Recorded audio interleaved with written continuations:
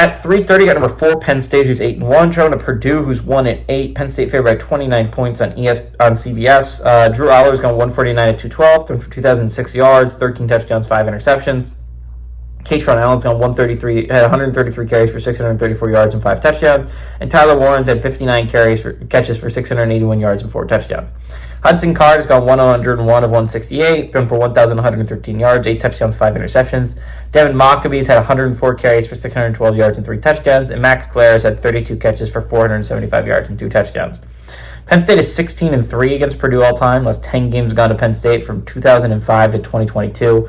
Last time Purdue won at home was in 2003, and James Franklin's 3-0 against the Boilermakers in his career. Penn State's is an interesting spot because, again, they're in a situation where they control their own destiny. You win the last 3, you're going to be a playoff team. Likely a pretty high playoff team as a one-loss team whose only one loss is to a respectable Ohio State loss, right? And as long as Ohio State beats Indiana, I don't see, as long as Penn State wins out, them being a lower seed than 6, right? Like, realistically speaking, 6 is probably their ceiling, but 6 is probably where they're going to end up landing. If you're a Penn State fan, honestly, I'd take that. You're playing like the 11 seed, which could end up being an SEC team that sneaks in there. It's not that good, right? So Penn State's a really good football team. All you got to do is win out. Which all that being said, it's easier to say that than to do that, right? They have a pretty doable schedule down the stretch. Purdue's obviously a mess. Maryland's not doing great right now, and probably will have nothing to play for at that point at the end of the year. And Penn State has owned Maryland historically the past couple years. That being said, the at Minnesota game next week is a massive game I would be circling on the calendar if you're Penn State. It's your last real test, right?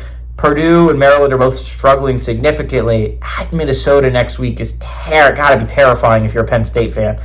Which means a little bit of look-ahead game here I can see. It's a big game next week. It's a game that's probably going to determine whether you go to the playoffs or not. Massive game against the Minnesota because, honestly, with the SEC bias, 2-loss SEC teams are going to make the playoffs over 2-loss any other conference teams.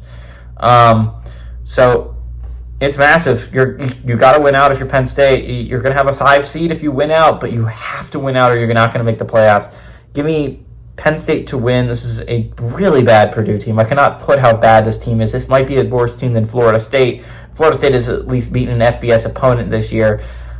Purdue's not good. I would be surprised if Walters had a job by the end of the year. This is just a really bad Boilermakers team. Give me Penn State to win and cover on the road.